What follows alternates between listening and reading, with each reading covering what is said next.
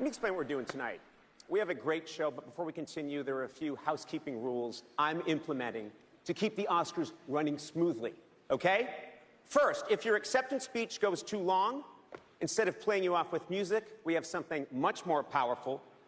We'll cut to John Lithgow in the audience looking not angry, but slightly disappointed.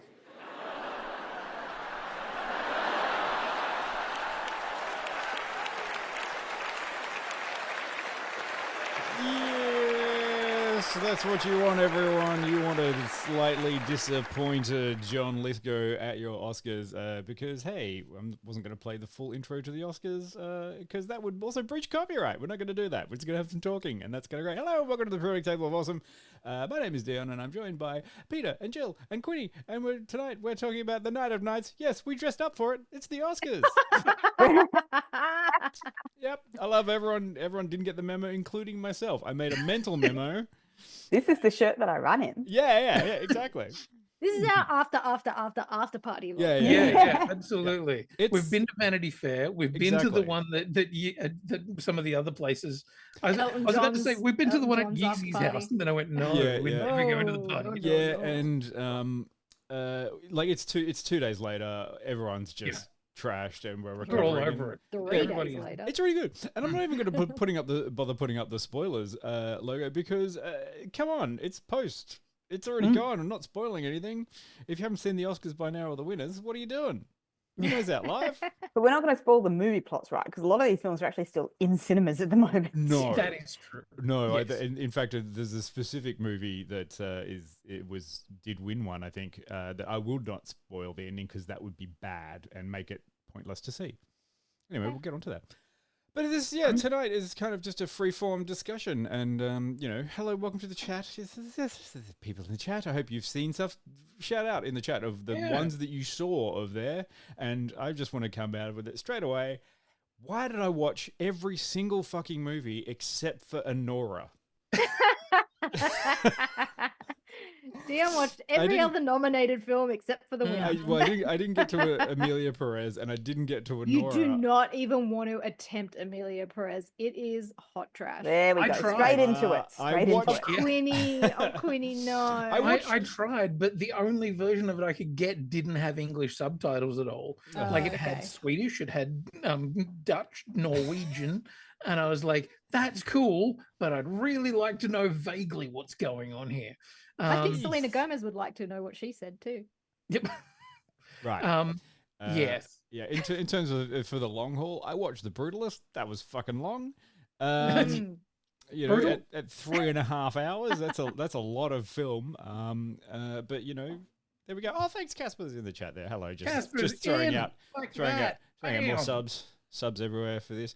So I've put a little super up for everyone to see on there as like, what have you seen of the Oscar winners? Like, this doesn't. We may have seen films that didn't win anything.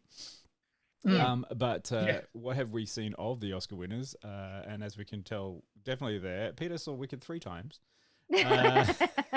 And nothing else. And no, wait, I didn't get. I've been very busy, but not too busy to see Wicked 3 times. But what did you attempt to watch?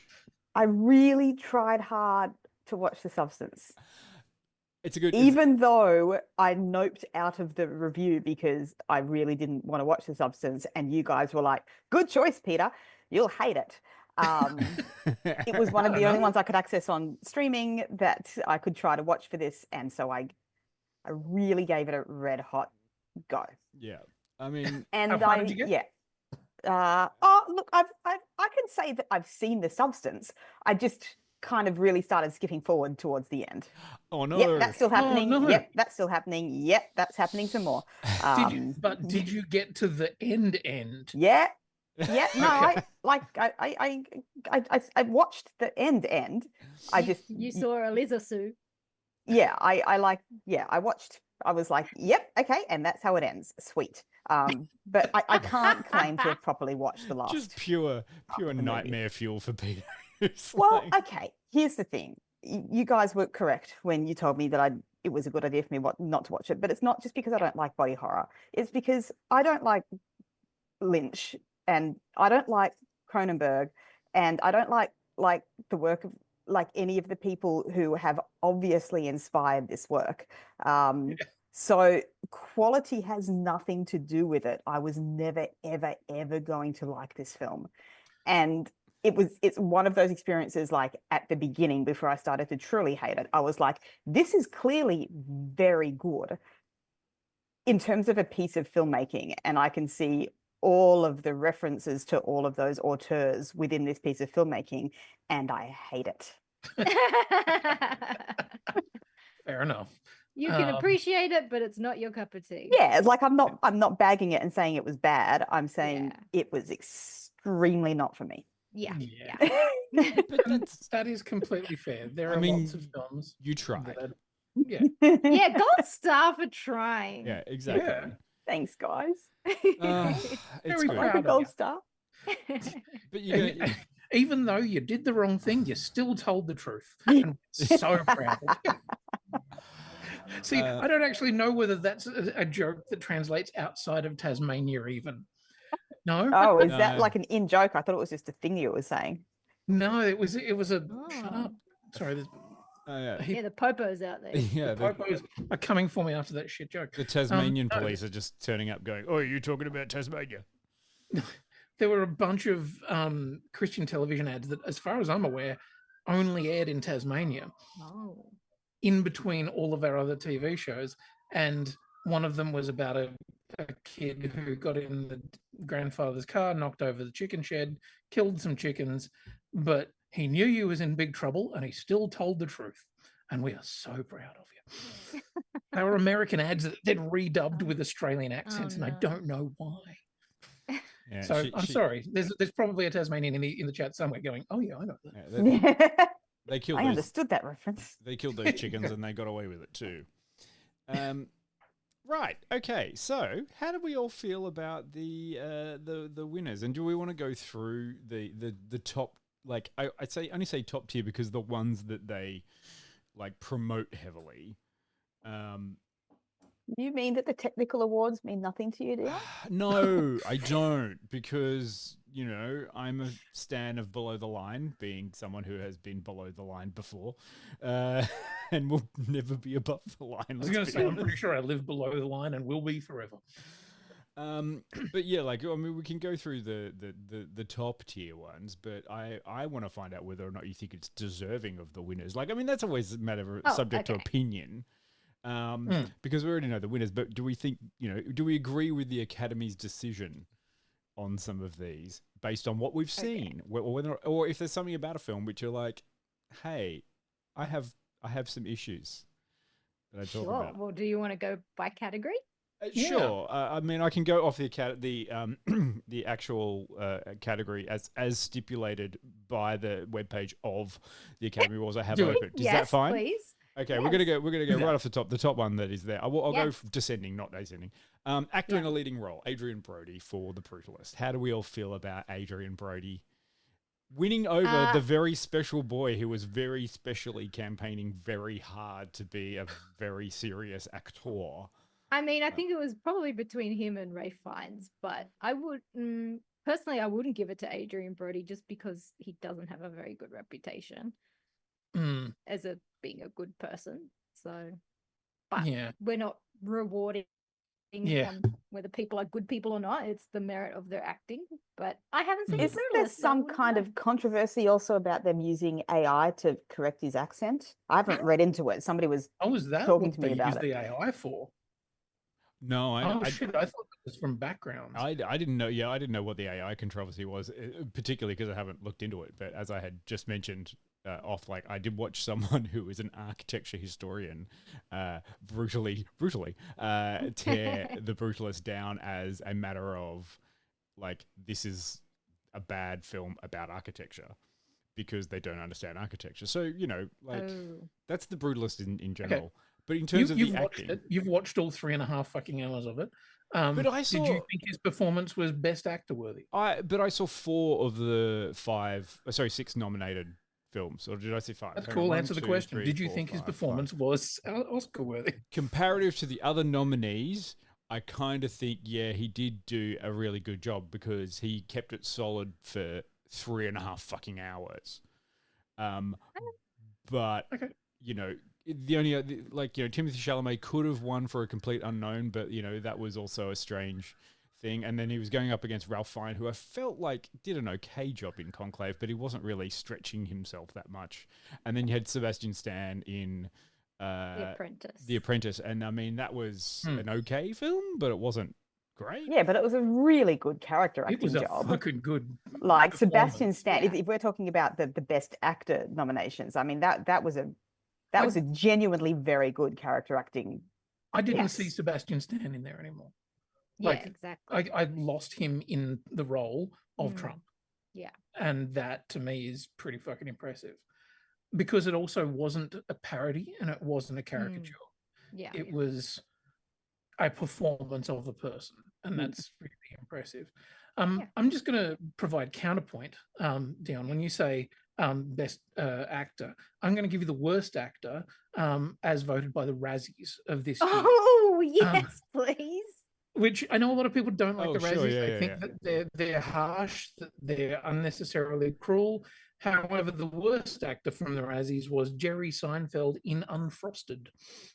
So there you go. Well, didn't see Unfrosted yet, unfortunately. No, But, me either. Not familiar with it. I'll get around to it, but it was a comedy was it about though? different breakfast cereals and people who were based on breakfast cereals. Okay. Pop-Tarts. Okay. It was about people that make Pop-Tarts. There you go. Jerry Seinfeld in a Pop-Tart movie. Okay, moving on. Yeah, that was Thanks. strange. Yeah, so like I gotta admit, I will go along with the Academy for this one because I felt that this was like The Brutalist was very much a film that was aimed at the Academy. Right. It felt like it was Oscar bait going, but like after 3.5 hours, man, it's just fucking long. Next one we got down is actor in a supporting role, which of course went to Kieran Culkin on a movie I did not see. Did anyone see A Real Pain? Yeah, I know. I do want to see it though. I haven't watched it, but I do want to see it. Yeah, I saw a trailer for it and I actually thought, gee, that looks good, though I have heard it described as do you remember the film What About Bob? That had oh god, who was the main actor? I do remember the name of What About Bob? Yeah. Basically, it's just an incredibly annoying person who won't leave you alone. Bill Murray, there you go. So it's Bill Murray and Richard Dreyfuss. Yeah, right. And as they said, it's basically What About Bob, but with heart. So there you go. I ain't watching it. So Kieran Culkin beat out Yura Borisov from Anora, so I don't know which character Yura Borisov played in Anora, and I didn't see Anora, so I can't say anything to that one. Font of information. Font of information, but I did see Edward Norton. He did a really nicely, softly spoken role in A Complete Unknown, and then Guy Pearce in The Brutalist was good, and then Jeremy Strong in The Apprentice. I mean, Jeremy Strong was really good though. He really was. Yeah. Yeah, I don't like. I mean, because I haven't seen it. If it's not, Kieran Culkin isn't freaking amazing in that movie, then I don't know how he beat out a few of the other ones. Now, this is the funny thing about the Oscars.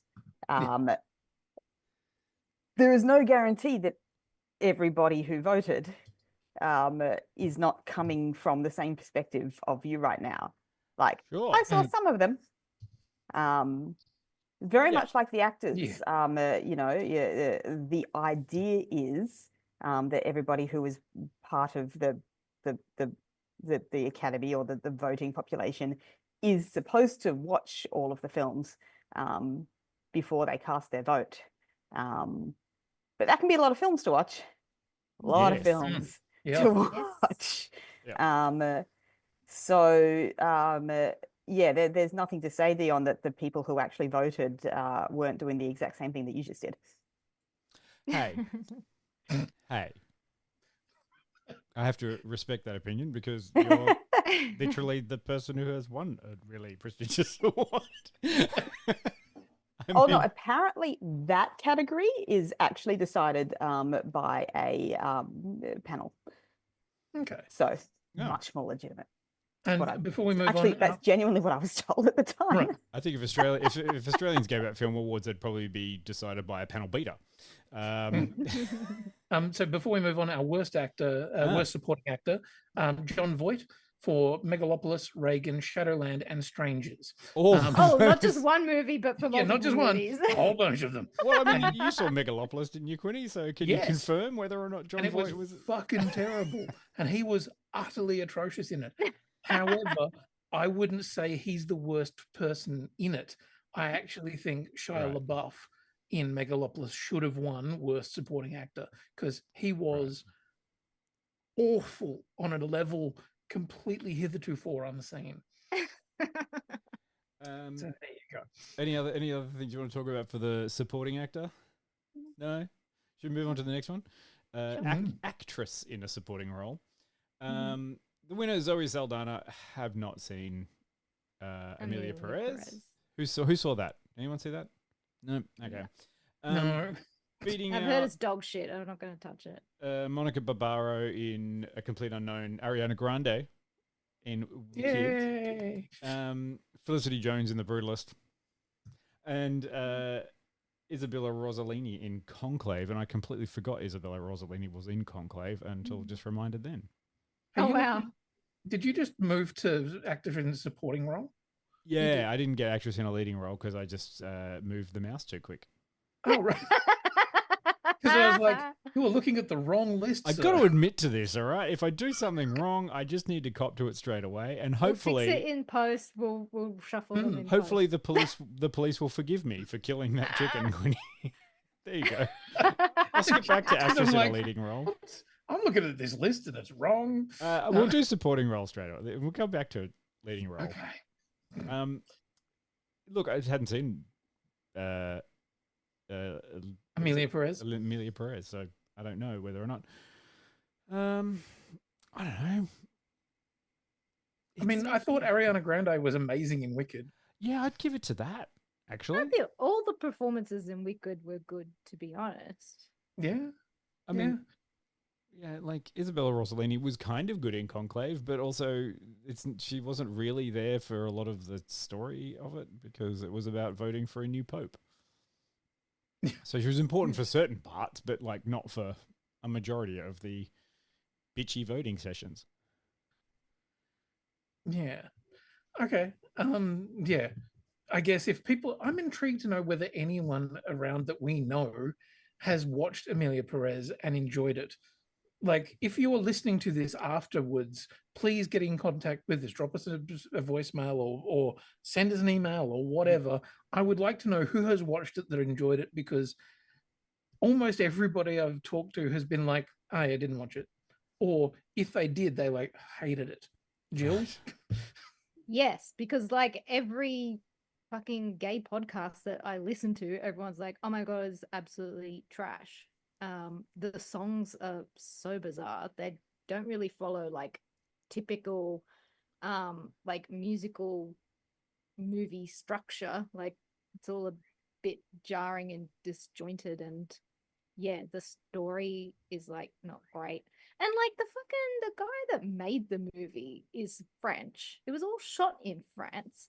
They only did like a few scenes that of like establishing shots in Mexico. He doesn't know anything about Mexico, but apparently it's all about a guy in a Mexican cartel that wants to live his true life as a woman and goes to Thailand or Indonesia or something like that to have a sex change.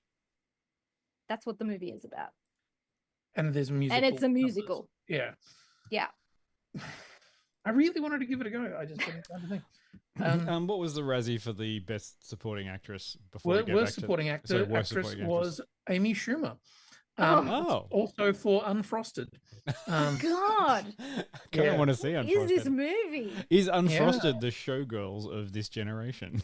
It could well be. Will we come back? Some of the other runners-up were Ariane DeBose for Argyle, Leslie Ann Down for Reagan, Emma Thomas from Emma Roberts from Madam Web, and FKA Twigs from The Crow. Oh, fuck. Should have gone to FKA Twigs. 100%. The Razzie should have gone to FKA Twigs. Yeah. Speaking Okay, of, so now back to actress in a leading yeah, role. probably. Let's get back to the proper actress in a leading role. Look, that went to Mikey Madison for Honora. What do we all think about that? Well, I enjoyed Honora. I thought she was really good. She's such a young girl. She's 23 or something. She kind of ate in that movie. She was good. Demi was robbed. Yeah, Demi was robbed. robbed. Demi was robbed. Yeah. Demi was yeah. robbed. I think Okay. the Ooh, substance I can was weigh in robbed here. of a lot Yeah. of awards. What was I that? Sorry, Faith? did. Until I became unable to continue with the substance, I really enjoyed Demi Moore's performance. Yeah. There was something just so natural and Lived and visceral. believable, Mm. yeah, and visceral, which the entire film was visceral, but there was something something deep in her performance that was very visceral, and maybe it's a woman thing, I don't know. Yeah. Well, it may be a woman thing, but even as a dude watching it, I was like, fuck, there is something so real. And, you know, there's a sequence where she's deciding to not go on a date and, you know, rubbing the makeup off and everything. You're like, fucking hell. Yeah. Like, And apparently, I haven't actually watched this. Did anyone watch the Oscars live to look at any of that? So No, it's kind of at work. apparently, when that happened, they went to Demi and then they cut away real quick when the winner was announced, and I'm like, fair.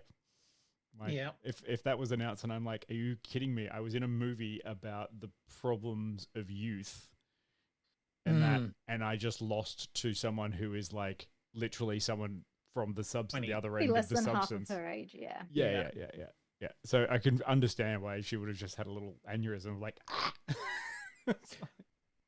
Our worst actress, one that we've all seen, for Madam Web, it was Dakota Johnson. Congratulations, Dakota. You well deserved. Did we actually discuss Best Picture? No, because we it's haven't down gone the to list. that yet. Hasn't come to that The yet. end. Sorry, I didn't skip that hard on the mouse click wheel. Okay, sorry. I'm trying to be more conscientious now. The next up is animated feature. Is that what I'm supposed to be going to, Quinny? Yes, that's what's on the list in front of me. Excellent. Okay, and I'm going to skip over some of the other ones like animated short film and stuff because I didn't get around to any of that. Who saw the winner of the animated film, Flow? Was it good, Quinny? I fucking loved it. Right. It is such a beautifully weird film about a cat that is just living in this weird world filled with other animals and weird statues of animals and cats and stuff like that. And then for no particularly good reason, the entire world floods and the cat gets onto a boat, and then the capybara gets onto a boat, and then a marmoset gets onto the boat, and then there's a dog who was a bit of a dick earlier in the film, and he gets onto a boat, and then there's a bird, and it's just fucking magical, and I loved it, and it was thoughtful and simple and beautifully done. And so better than Wallace and Gromit 3. Look, Wallace and Gromit 3 was fun. But also, you know that a fucking ton of money's gone into it, and hundreds of people writing it and making sure it's absolutely fucking note perfect and stuff. This was just a bunch of people who made a film that they thought would be really cool and weird. Also, apparently they made it with Blender, which is an open source tool. So yeah, it's like, let's just go out and make a film. I'm making a list. Is this a yes watch? I would love for people to check it out because it's got no language in it at all. No, like it was a was that Latvian? I think so no dialogue, no barrier to understanding. No, none at all. Yeah, right. And it's quite weird and a bit magical and a bit weird, a bit strange. But if you do not love the capybara by the end of it, you are dead inside. You're dead inside. You must love capybaras. Is your bumper sticker now, Quinny? Is it? Was it a worthy winner over Inside Out 2 and The Wild Robot? I haven't seen The Wild Robot. Right. Inside Out 2 I thought was really good, but perhaps not as not Oscar good. Not Oscar good, and not groundbreaking as the first one. Sure. I mean, we never really talked about that, but I really enjoyed Inside Out 2. For me, it was a bit more groundbreaking than the first one. But again, it is, it spoke to a very specific audience. of me. So I connected. Hit me way harder than the first one did. But, you know, if you're kind of judging like best animated film, it's about more than how much did it make Peter cry. Yeah, but I mean, it was very, very good, and it was tough competition. I also didn't watch Memoir of a Snail, and I do want to shout out to Adam Elliott and Kenny. You know, Australians making weird, strange little animated films. Do we have a Razzie for worst animated film? I don't know that the Razzies actually do. Or is it just animation. every episode of Bluey? How dare you. I'll go for one of their other things. So, worst remake, rip-off, or sequel. Great. One by Joker, Folie à Deux. Yeah. I respected that joke in the joke in the ceremony. Yeah. Which is like, About we're sorry losing for all houses. the producers who lost their houses, specifically the Joker 2 producers. They're talking about the bushfires, obviously, but it's good stuff. The other worst remakes rip-offs were The Crow, Craven the Hunter, Mufasa, and Rebel Moon 2. So, oh man, well done, peak Razzie, love that. Mm-hmm. Okay, so should we go to cinematography? Yes. Sure. Yeah, that's the next one. The winner was The Brutalist. Was it a pretty movie? Look, if there's one redeeming feature of it, it was always consistently pretty, even though it's not supposed to be pretty, but it was visually interesting.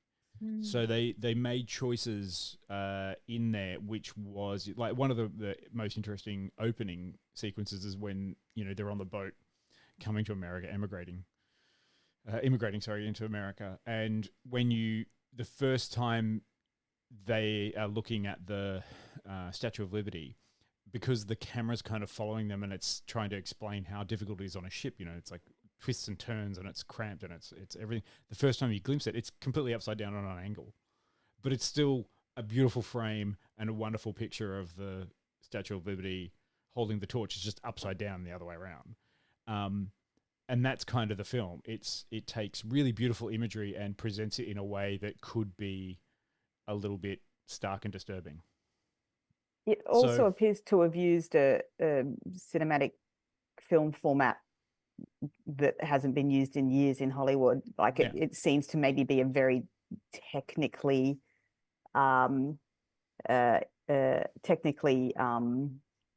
respectable. Yeah. And I feel like it would have done that because it's very consistent, and with 3.5 hours of fucking footage, it's pretty hard to get everything pretty consistent.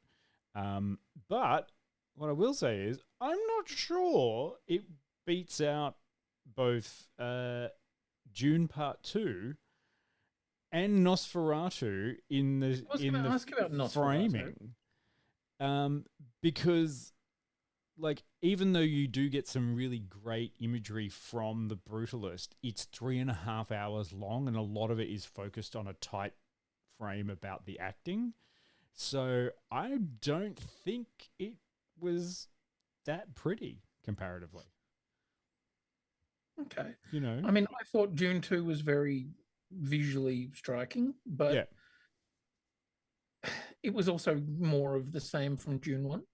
But I'm taking them as a continuation. Like, Dune 1 and Dune 2 were shot at the same time. They just released differently.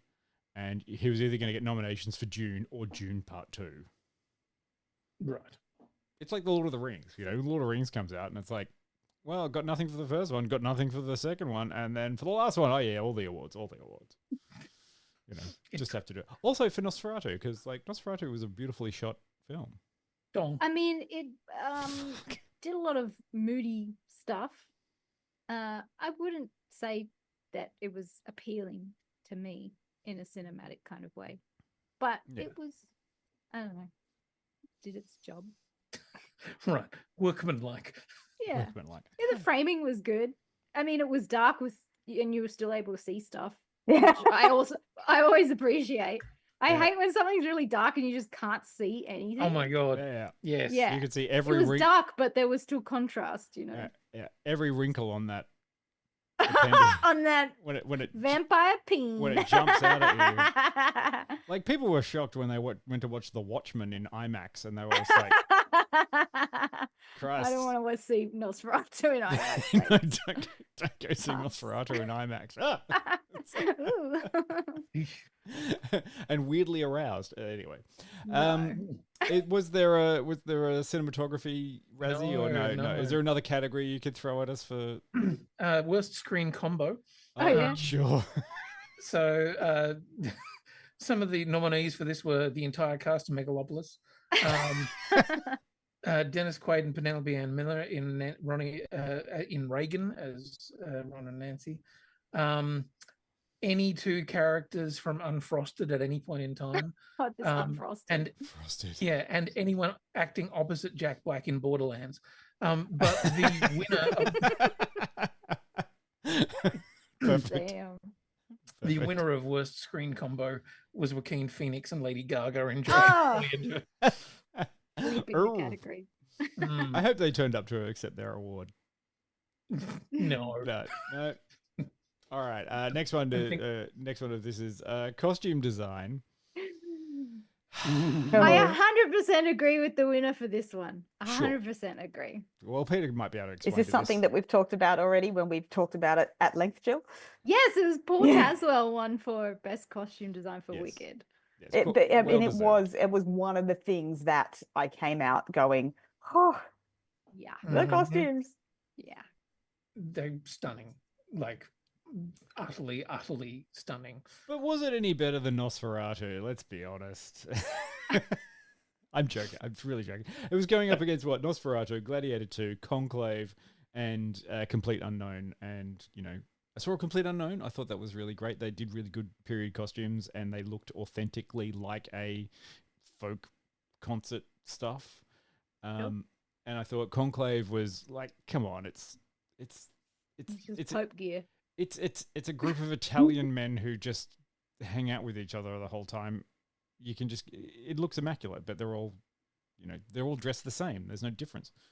Look, my costume designer friend saw Nosferatu and she picked up a fault in one of Lily Depp Rose's costumes. So she's like, that's a note from me. Was it her acting? No, it was a fucking costume. I just said. Yeah, I know, but was the fault actually her in the costume? Was that the So problem? she wears this dress that has a stripe, and it's the stripes go on angles, and apparently from the back, she's like, I don't think they meant to shoot this dress from the back because the stripes didn't match in the back of the dress. Oh no. And that's No. a big no. that If you Victoria, can't pattern match Yeah. a period dress, Yeah. you're out. the Mm, Victorian child that would have made that in real life would have been flogged Yes, by the 100%. sweatshop owner Absolutely. Yeah, for not doing that. yeah. Great. Yes, well done to Wicked. Great. Yeah, Wicked. I mean, like Yeah. it had to win that one because honestly, the competition was nowhere near. And yeah, If it didn't win, I'd riot. yes. Sure. Any Razzie Quinny that's for costumes? No, then Worst we start costume? getting like essentially we've just got like worst director and worst film still.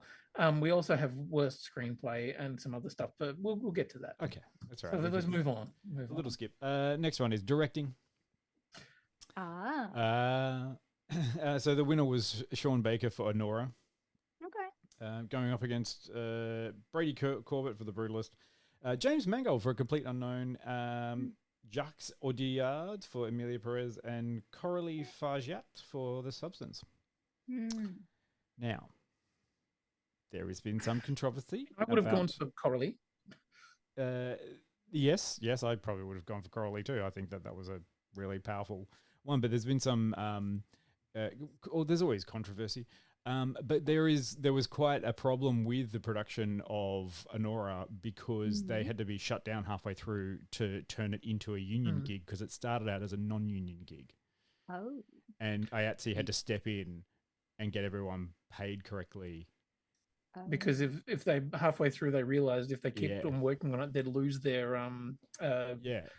health benefits. Well, yeah. So people were working on it and getting kind of royally screwed. And this is to say, this wasn't the above the line people. They were all treated really well. It's all great. It was all the below the line people because it was considered, was sold to people as this is a indie small budget film. And technically that has to throw, like, apparently it goes under 3 million is considered a small budget by the union in America. Okay. I don't know. Yeah. Fact check me on that. Fine. So But this one was 6 million that was made for. Oh, and people were still getting screwed over. They're like, wait, you've got twice the budget of an indie film. Yeah. And we're still getting You've got screwed us over. working for scale and working non-union. Yeah. And yet you've got the budget. It's not cool. Yeah. So there was a little bit of stuff about that there. You know, great subject matter, but a little bit of like, hey, pay your people. People in America at the moment are dying for work because it's sort of imploding a little bit. You know, do the right thing, even if it's, you know. Anyway, it was shut down and it was reclassified as an IATSE one so that people could get their health care. You know, so you have to work a certain number of hours on a union project in order to keep your union healthcare. Yes. Yeah. Amazing. Turned out okay in the end. So yeah, I would have gone Coralie.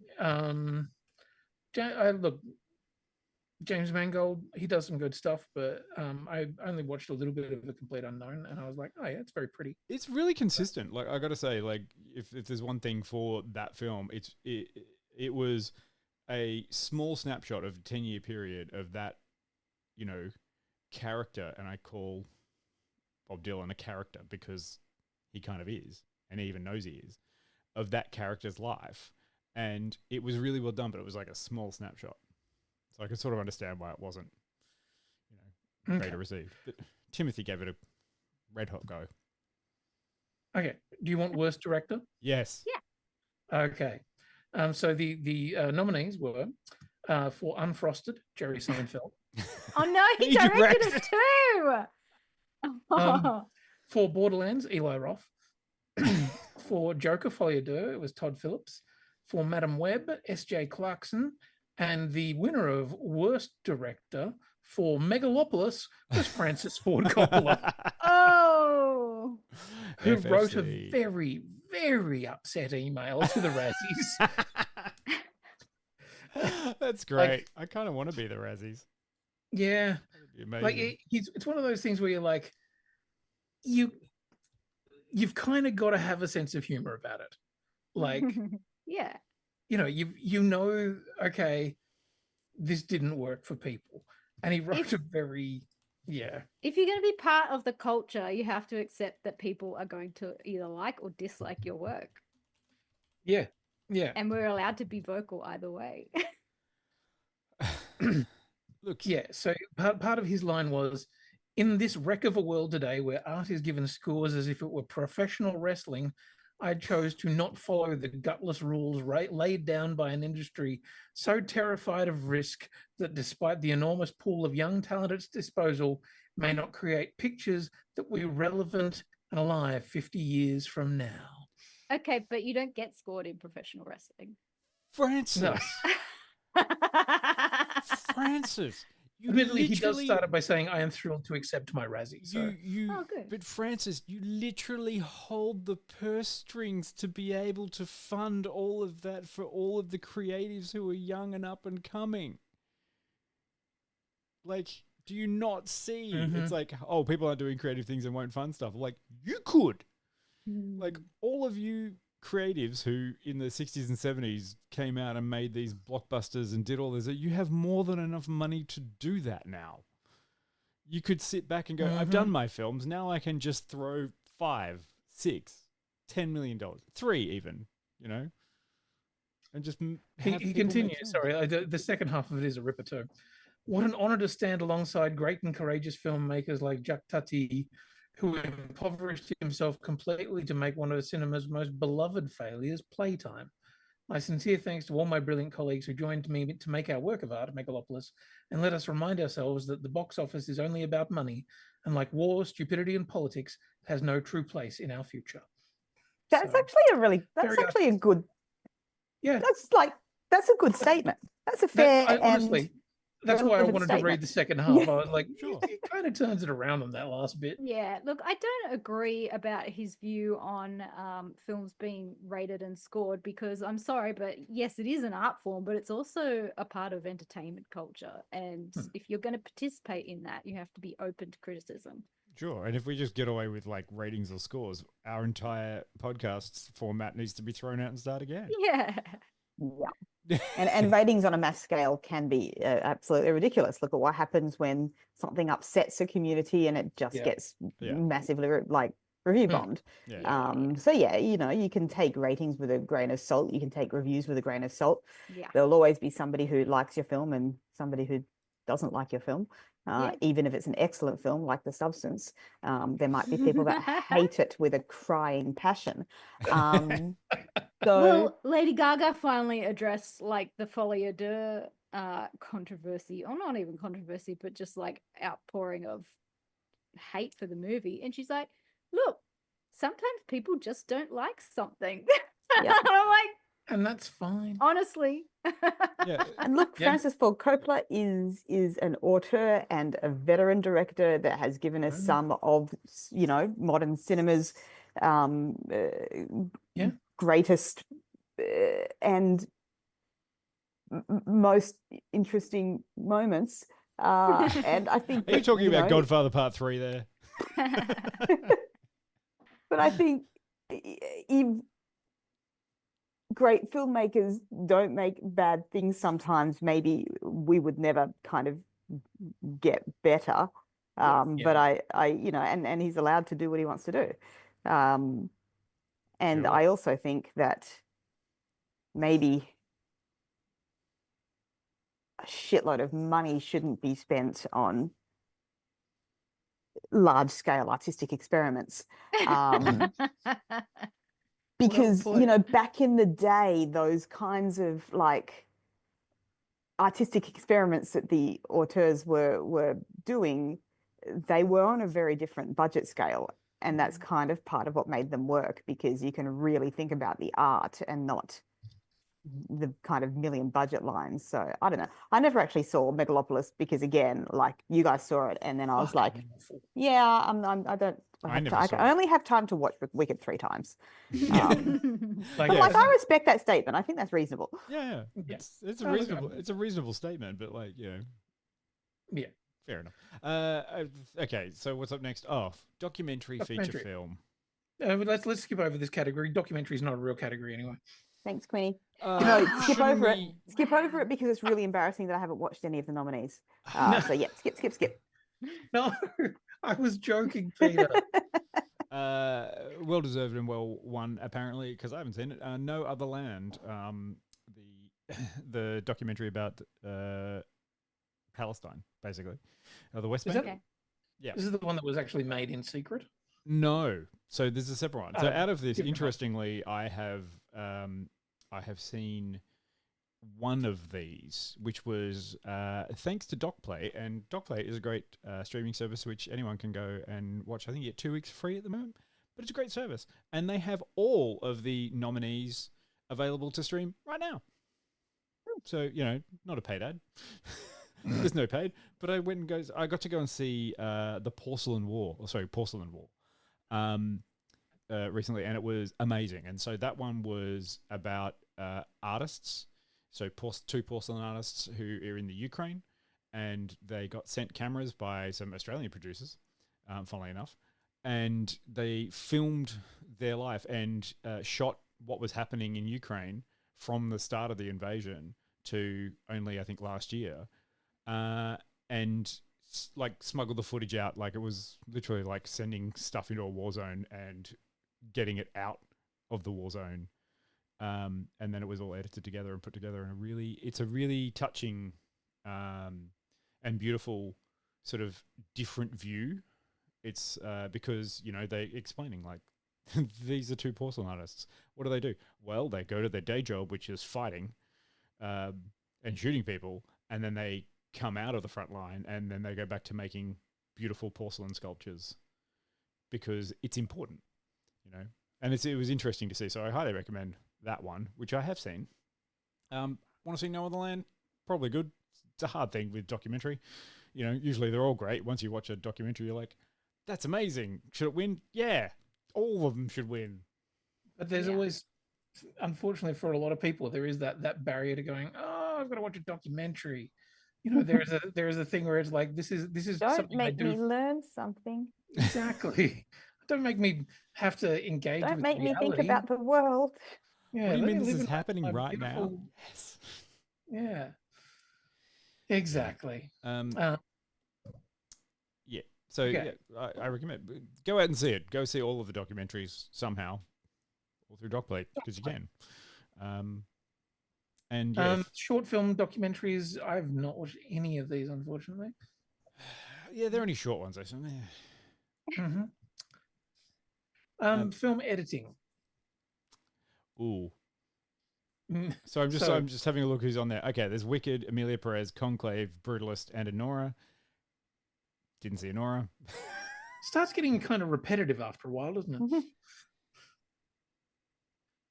Personally, I would have gone with the editing on Wicked because I thought some of the dance numbers and things were not just beautifully choreographed and sung and everything like that, but there was some very, very smart editing to assemble them into a way that actually made you go along with the music and feel like you were moving to the rhythm of the music. Like Defying Gravity is a big belting showstopper of a film of a number, but then like it'd be very fucking easy to cock that up and not have it feel as big and as impressive as it should be if you get the editing wrong. And I thought they absolutely nailed it there. But they didn't win. So anyway, Honora. From what I've seen, I have only watched about 20 minutes of Honora, but it feels very much like a bit cinema verite, a bit fly on the wall kind of stuff. And, great.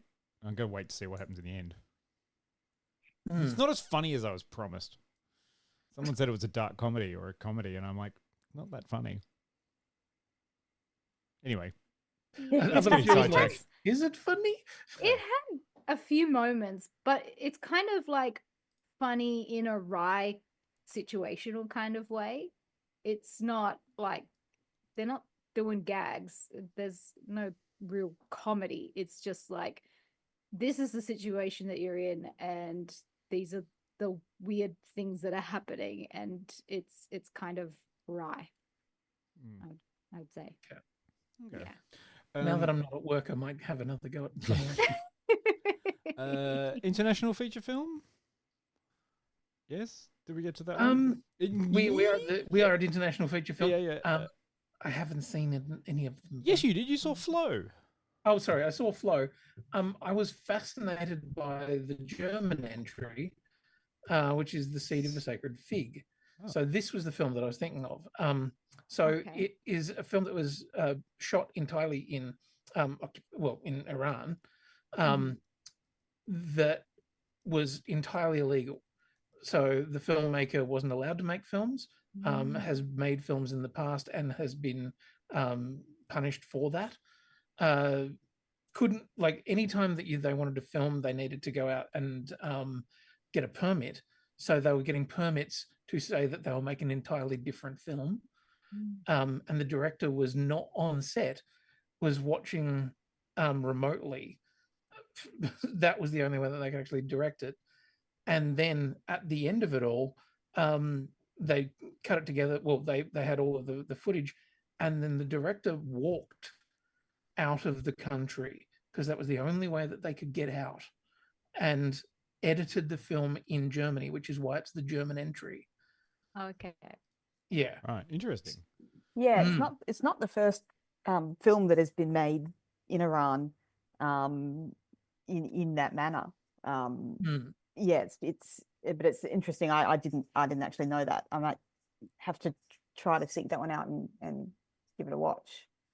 Yeah, uses footage of actual protests that were happening in and around Iran at the same time so sort of manages to interweave the story of this these young girls who are watching protests happen around them and going, oh, you know, I want to take off my hijab and niqab and join in these protests, but at the same time seeing, really how dangerous it is and showing it really happening. So by the sounds of it, a pretty incredible film, but almost as incredible the fact that you actually get to see it. Yeah. Mm. And the winner of that one was I'm Still Here from Brazil, which I also got to see, which is great. Oh, you have seen that? Yeah, I did. I saw I'm Still Here. It's about someone, basically a political, a person who was politically exiled, well, not exiled, sorry, politically disappeared in Brazil during the 70s when they had their, junta coup. And just disappeared and never like acknowledged that that person had gone. And it's a dramatization about the real story that happened. Okay. So it's really good. And I completely believe, I think actress, where is it? Oh yeah, Fernanda Torres. She did a great job. So she was the lead in that. So she was the wife of the husband that got disappeared, and her trying to seek just an explanation of what happened and that whole thing. It was really great. Yeah, if you get a chance to see it, go for it. Any other Razzies, Quinny? Oh, look, there's the things that are left are actually, this one's an interesting one, the Razzie Redeemer. So this is something that the Razzies have kind of done in an effort to soften themselves a little bit. They're giving awards to people who have redeemed themselves from past Razzie shame. So in this case, the redeemers were for the substance, Demi Moore, that she in the past had gotten a Razzie for something terrible, Okay. and now has redeemed herself and is doing amazing stuff. Okay. For the film Subservience, Megan Fox, which I haven't seen, but apparently it's quite good. And the Razzie Redeemer, so Pamela Anderson, having originally won a Razzie for Barbed Wire. Yeah, I was going to say Barbed Wire. Redeemed for has the gotten last Showgirl? Yeah. I want to see Last Showgirl. I've got a connection to that too. It was filmed in my friend Gypsy's house. Oh, wow. In Las Vegas. Okay. She is a showgirl. That's cool. Oh, no, her name's not Lola, obviously. No, her name's Gypsy. Her name's Gypsy. Her name's Gypsy. You never know. Could be Lola. Let's call her Lola. Just in case. Yeah. Wonderful. Yes. What have we got next? Oh, makeup. The substance! Yay! Yay! Squishy. So squishy. I think that was 100% great. Yes, I agree with it. I agree with the Academy Mm-hmm. on that one. Peter, do you agree? On which one? Best makeup. I mean, I didn't like it, so but it was very good, wasn't it? I didn't like it at all. Next one is musical. Oh, sorry, music. Sorry. Mm. The brutalist Wait. one. Oh. And it went up against Wicked. I know. I was like, Yeah. So this is Yeah, an but was original Wicked score. with the music? Yeah, it's got to be the original score, so it's not. Yeah. It would have to be the any music in Wicked that wasn't already in the musical. I got And there was tricky only one. one song that was. Well, there may have been some additional kind of Oh, sure. scoring, but like, Yeah. yeah. Oh, that's true, actually. I got to admit, the music, the score of The Brutalist is actually an interesting one because it goes to great pains to explain that is it like it does make you ask the question. I was like, is this beautiful or is this not? Is this good music or is it not? Or is it you feel at the same time you're like, oh, that's a nice bit of music, and then you're like, ow, no, that feels weird. So it's kind of I don't know. I haven't seen enough of the rest of them. We're getting there towards the end. We are, absolutely. Do you have another Razzie one there, Q, for that before we get to the... I've only got really like best picture and production design, really. Oh, look, there's best picture, but there's also like there's screenplay and all writings. that sort of stuff. Yeah. I don't know whether we're going to go all the way down there. No, let's not. Best visual effects is also down the list a little bit, and that's one I always pay attention to. Like I always Sure. like Call out the ones best you want to talk about because I mean, let's be honest, we've all got Daredevil season, like Born Again episode 1 and 2 to watch, and we've talked on enough. Okay, so best visual effects. Some of the nominees were Better Man, so a film that none of you are going to watch, but Yeah. yep. But I thought it did an incredible job. Kingdom of the Planet of the Apes. Apparently, we were doing a strong number in monkeys. Apes. Yeah. Yeah. Alien Romulus, which the effects were great. That's just space apes. Yeah. Yes. Wicked.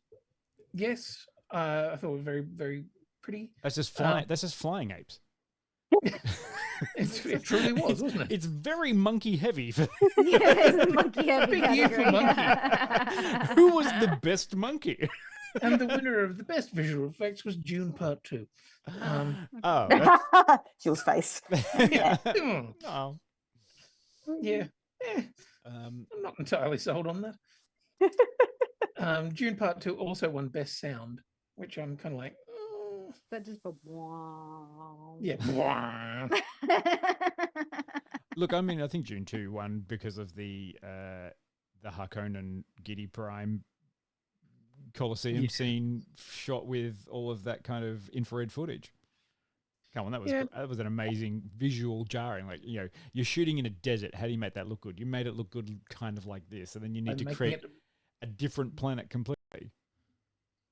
I mean, I would say that we were all pretty blown away by the visual effects in the Kingdom of the Planet of the Apes, and how seamless it was in that world. And I could echo the same sentiment for Wicked, in terms of the way the visual effects were used to build that world in a way that didn't feel too icky and overdone. But I would also say, having not seen Dune Part 2 and having no plans to see Dune Part 2, that I cannot make a judgment call on whether that's deserved. You get around Timothee Chalamet. He needs a lot of people to give him validation.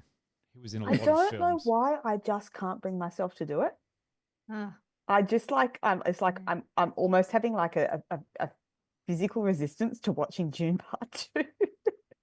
Okay. I watched the original. They did the whole thing in one movie. They didn't have to split it up. Yeah, but I mean, you could say that about Wicked, but you know.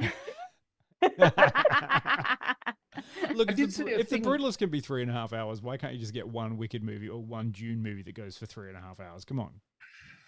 Yeah, if I could do that. I did watch a thing the other day about the Kingdom of the Planet of the Apes, where they had a couple of special effects guys who literally, like, this is a corridor crew who go, okay, let's look at how difficult this was. One of them was literally just sitting there going, that's the best fucking special effects I've ever seen. It was really seamless. There's a bit when the orangutan is off the side of the bridge and there's water splashing all over it, and and he's holding on trying to save the girl, and like the water effects combined with the fur effects, combined with the acting, combined with the texturing, and when they pulled it apart, I looked at it and went, fucking hell, that is good. Like the way the hair matted, the way that the water interacted with it, I was like, Jesus Christ, yeah, that is an incredibly complex shot. And yet we can get a green screen moment like the one that we had in Captain America Brave New World. Yeah, you see, because as humanity is literally perfecting the visual effects monkey, as soon as it's like there's some trace of the original that remains in the new. We only really understand monkeys. I believe it. Are we going to cover screenplays at all? We don't have to. That's just one of the last things on the Razzies. Look, the adapted screenplay was Conclave. That was the winner. I mean, I think you were mentioning it today, Quinny. You were hoping it was more Death of Stalin than what it was. Is that what you were saying to me? It could have been a haven't seen great the film, so I couldn't tell you. It could have been a great Oh, I comedy. was talking to you about that yesterday. I thought Oh. it was a bit Death of Stalin-y looking. Yes, that's but I right. haven't Sorry, watched Jill. it. Yeah, you did say that because that was at Mickey 17, which we're doing next week. Yeah. Yes. Let's not get Um, distracted. Yeah, Nope. no, that's fine. And I agree with you, Jill. I think Conclave. Jill wants to watch Daredevil. Yeah, Conclave would have been amazing if it was like Death of Stalin. But at the end, it was just kind of A bit more sense of it's humor. just a little bit more serious. And I was like, no, I needed a bit of comedy, and then it would have been real funny. Right. So the worst screenplays: Reagan, based on a book; Megalopolis by Francis Ford Coppola; Craven the Hunter, Still haven't seen based it. on Marvel Comics, obviously; Joker Folie deux, just because DC Comics. But the worst screenplay by Matt Sazama, Burke Sharpless, Claire Parker, S.J. Clarkson, Kareem Sanger, Matt Sazama, Burke Sharpless is Madam Web. Yay! Because it was barely a script. Yeah. Yeah, it was just No stuff one- that happened. No one Yes. knew what we were doing. No, Yes. I didn't know what they were doing. No. Nobody fucking knew what they Nobody were doing. knew what they were doing. Well, there you go. There's our Oscars roundup. Well, we haven't done Best Picture, dude. You've left off the biggest one. What was the best picture? Well, What was no? Actually, the this is the- Academy says from what Yeah. from what you one watched. thing. From what you watched, what was the best picture? Peter, easy, Wicked. Yep. Great. That's what I watched. Name all the nominees for us Okay. for Best Picture. So we have Jesus. Wicked, And the nominees are The Substance, Nickel Boys. Do you need the by Carl and all that stuff, or do you just want the names? Just the film. Just name the film. Okay, I'm Still Here, hmm Amelia Perez, June Part 2, Conclave, A Complete Unknown, The Brutalist, and Honora. Okay. So Okay. out of the 3 movies that I've seen in that long category, Mm-hmm. I really did. I do love Wicked, but I really, really liked The Substance. Yeah. I would have given. Sorry, Peter. I would have given it to The Substance. I'm kind of with you on that one, Jill. I loved Wicked, thought it was amazing, but I thought The Substance just And like Peter, I have seen it 3 gross. times as well, but still. my visceral reaction to the substance is entirely the result of the intent of the filmmaker. Yes. So therefore, it makes it a really good picture. I don't know. I mean, it's a funny one because it is very much a genre film as well. Like it's like, it really is. It's got so many nods to other styles, and it's flawlessly done. But it seems like a weird one for best picture for me because it is a genre film. It's basically a horror. When's a horror ever won best I picture? know. And this, Um, Peter, is why you would be perfect to be on the Academy, because you refuse to acknowledge horror as a worthwhile genre for best picture. I mean, look, I would actually really, really love to be able to have this discussion properly, having watched all of the films. Yeah. But alas, no. We can only do I so feel much. like it transcended the horror genre. Yes. Yes. I wouldn't necessarily peg Wicked as a best picture film either, as Yeah. much as I loved it intensely. So I better watch all of the other ones and get back to you. Yeah. Off you go. Watch June 2. And as the one person here that did finish all of Honora, I did like it, but I wouldn't say it was better than The Substance or Wicked. I Yeah. just liked it. I don't know. I feel like they just want to give it to like the really gritty, meaty kind of arty movies. They don't want to give it to something that's truly Blockbuster entertaining. budget. Yeah. Yeah. Well, Dion, as the one who's watched, I believe, the most of these films out of all of us, except for Key One, what would your pick have been? Probably The Substance. Amazing. I mean, I think as a great as a great film that shattered a lot of illusions and boundaries and had a real point to say, I think The Substance succeeded better than the rest of them. I have also real kind of feelings about the male gaziness of The Substance that is for a larger discussion, which we can't have because I know that I noped out of the actual review. Sure. Sure. Maybe you just have to do that thing. Maybe it's going to be like Peter just has to watch 5 minutes of The Substance every month until you've watched it all together to get herself used to it.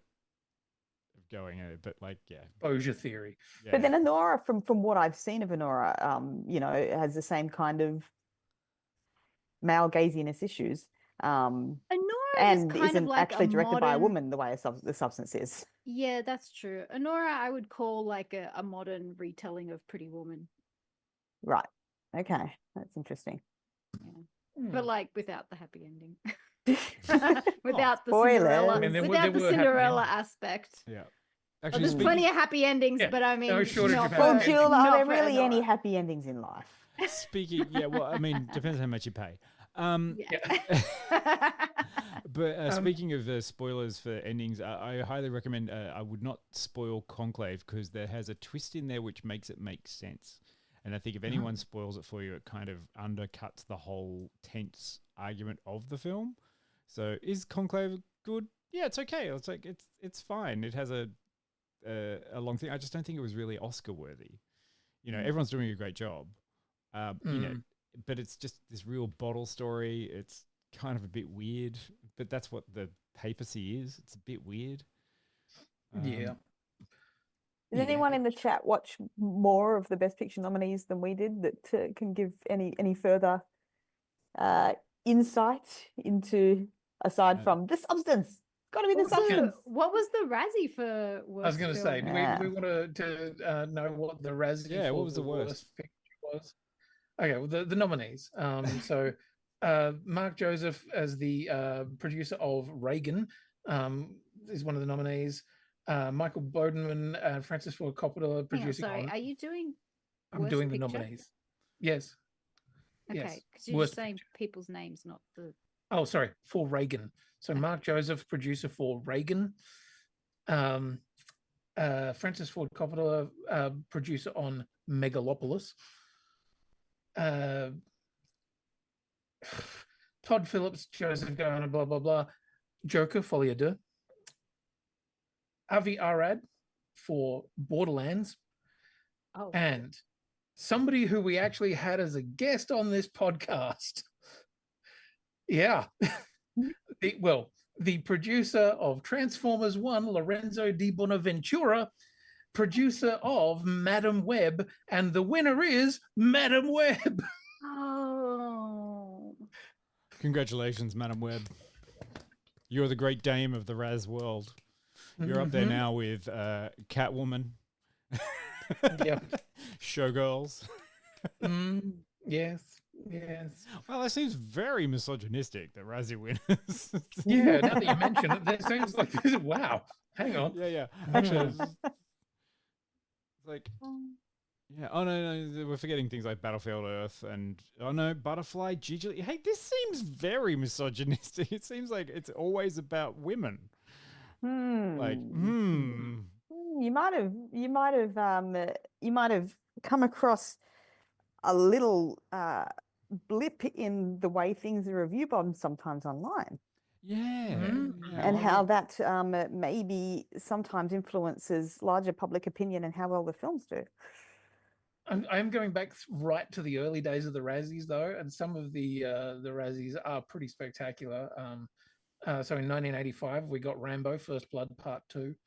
1986, we got Howard the Duck. Cocktail, Star Trek 5. Look, it's fine. Battlefield Earth got 7. Yeah, Hudson Hawk.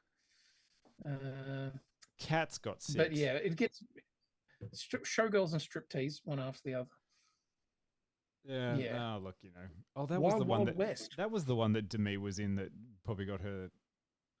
Like, which one? She was in Striptease. Oh yeah, I remember that. That's and right. then she's redeemed herself with The Substance. which is very meta when you think about it. Yeah. All right. I think is that it? Because we need to go. Yeah, and watch Daredevil. you're we've gotta champing go at the watch bit. I can Daredevil. tell. Everyone is like, no, Daredevil. Daredevil. Daredevil. Gotta go to see Daredevil. Mickey 17 comes out this Thursday. Yes. Tomorrow. Go and see it. Comes out tomorrow. Go And we'll be see talking it, about guys. it. Please go and see it before we review it on Tuesday Yeah. because it is well worth your time. It's will there be a Mickey 18? Will there be a Mickey 19? I love the fact that you don't have to have seen Mickey 1 through 16 to really understand this one. Don't confuse Unlike the people. Marvel movies. Yeah. We've all enjoyed the series of movies. Mickey Part 2. Two Mickey, Two Furious. Mick Mick 3E. Fanformic. Yeah. God. I kind of want to make those up now. Make fake posters for them as they come through. Anyway, thank you everyone for joining. And thank you to you guys. Thanks to my co-hosts for watching films. And, It's what we do. or some Or watching films. film. I watch 3 times. film. Go see Mickey 17 and we'll come back next week for shits and a regular time, Tuesday next week. Tuesday, not Wednesday. Back on Tuesday. Because yesterday we had to go see Mickey 17.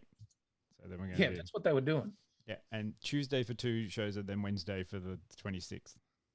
For the 400th show. Oh my God. Oh, yeah. Yeah, we don't have any plans for 400. So taking applications now. If anyone in the chat wants to suggest what we do for 400, we're open to something. Nothing dangerous. We do or want illegal. your suggestions for what we're going to do. And Casper, if you say Smallville, we will scream. I cannot. I do Poor not have the Casper. time. Our most loyal. I know. Our most loyal participant, and we can't even just watch the one was series typing he's asking for. I could not do it. I don't think I could physically do it. Sorry, Casper. I feel like maybe for the 500th. You're gonna have to start watching now. You have to Bella. start now. And we'll all do the whole thing. But if there's any suggestions for the 400th, we haven't really made any things up yet. So please tell us what you want to do or what we could do, or we're just going to make some shit up on the fly. Yeah. Though we're not going to do quadrilogies this time. Because 200 we did sequels, 300 we did trilogies. So no, we're not going to do. Mean, it used to. We could have done quads, but we could have done quads when it was the Alien quadrilogy, but then that got fucked up. Yeah, we didn't want to do that. Yeah. Oh, Great. I like that. Kanga's like, each host could pick a film for the other hosts to watch. I watched the Panic. You're just going to make me watch fucking that's Parks and Rec, dangerous. aren't you? I don't know. That That just makes everyone else. I can see everyone else's eyes panic, thinking about what fucking shit will Dion make me watch. I like Predakanga's other suggestion of me taking over and just talking about wrestling. Wrestle. Maybe. Speaking of which, Oh my God, did everybody see John Cena do a fucking heel turn on the weekend? I'm so mad. Is that, Casper just Yes. you're on the same page. is this? I mean, if you didn't see it there, you would have seen it on Jon Stewart, where he used the John Cena heel turn to explain Zelensky in the White House with Trump with and Trump JD and Vance. Vance. right. So this isn't this isn't a barn dancing euphemism. No, Oh. no. Heel turn, step don't- together, step together. Oh, God. No. Okay, great. Yes, I saw just that sequence and I was like, holy shit, The Rock's doing wrestling still? What? Yeah, oh my God. Okay, if you do want to see a wrestling special for episode 400, I will go in depth about the history of these characters and what makes their antics these days mean something in context to their past A appearances. wrestling retrospective. That's Yeah, I'm gonna A deep dive. WrestleSpective? a wrestlepective. I like it, WrestleSpective. I love that. Oh, Jesus. I would join in on it, even though my favorite wrestler doesn't wrestle anymore, as far as I'm aware. Bill Goldberg doesn't do wrestling anymore. He was basically, I liked him because he looked a bit like me. He was bald, had a beard, I think the only couple of ancients that still wrestle is Rey Mysterio and R-Truth. I think these guys are both in their 50s wrestling. What are you guys talking about? I've fully zoned out. I've left you. I'm checking on Tropical Cyclone Alfred. Like, Yeah, exactly. I'm out. Yes, Dion and Peter are both like, Yeah. Stay safe for anyone out there wondering about Cyclone Alfred. I've got a family member in the way, and producer Phil is up there right now on the outer edges. So great times. Let's hope peace and safety for everyone, and it's just a bit of rain and wind. yeah, fingers crossed. Great. Want to go watch Daredevil now? Okay. Okay. Yeah. Laters. Thanks, everybody. Good See you night. next week. Bye. Bye. What? I'll eventually get out later.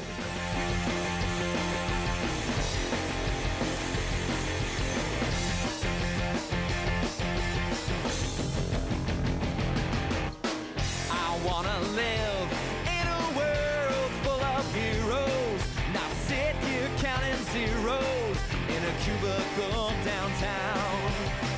I wanna look out my window, see 'em flying, and swing across the horizon as I cheer 'em on so proud. Deep-powered girl keeps staring at her face, and call Colossus and have him teach me ways, and then we'd exercise. I'd be one of the guys. But martial arts from Iron Fist and Wall, I'll dance her up and teach her all my songs. Oh, I wanna live in a world full of heroes, not cooking up these heroes at my parents' restaurant now. I wanna yell out Avengers Assemble, not order up for Ethel. Yeah, we're right up cheeky now.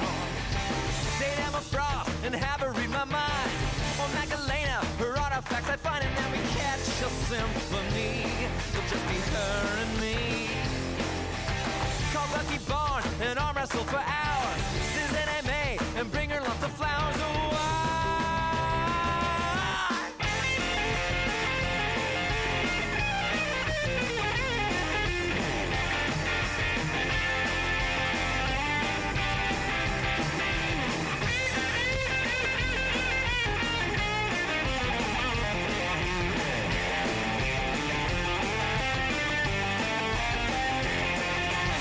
call Hellboy up and learn to smoke cigars.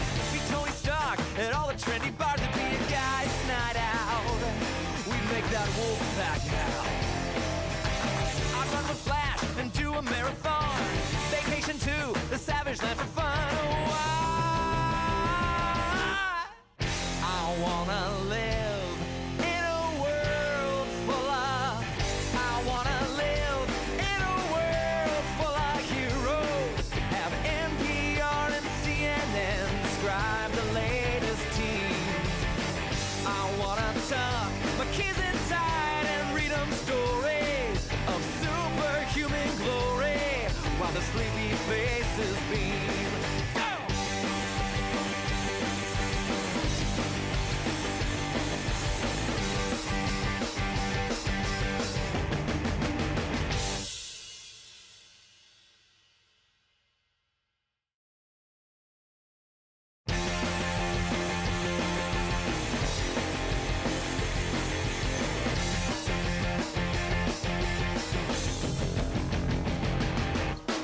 I wanna live in a world full of heroes, not sit here counting zeros in a cubicle downtown. I wanna look out my window, see 'em flying, and swing across the horizon as I cheer 'em on so proud. Deep-powered girl keeps staring at her face, and call Colossus and have him teach me ways, and then we'd exercise. I'd be one of the guys. But martial arts from Iron Fist and Wall, I'll dance her up and teach her all my songs. Oh, I wanna live in a world full of heroes, not cooking up these heroes restaurant now. I wanna yell out Avengers Assemble, not order up for Ethel. Yeah, we're right up cheeky now. Date Emma Frost and have her read my mind. Or Magdalena, her artifacts I find, and then we catch a symphony. It'll just be her and me. Call Bucky Barnes and arm wrestle for hours.